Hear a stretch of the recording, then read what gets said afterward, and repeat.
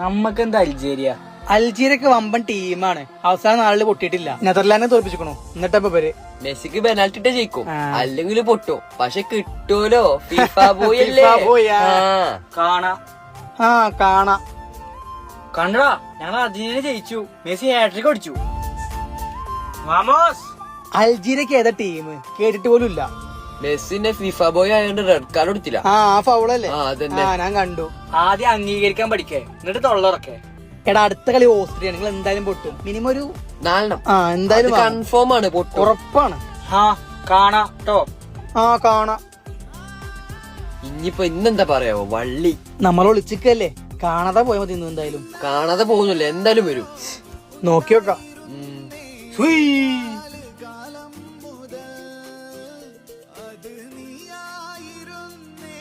ഇനി ഇന്നെന്താ പറയാളേ? മെസ്സി 2 ഗോളും അടിച്ചു, ടോപ്പ് സ്കോററും ആയി.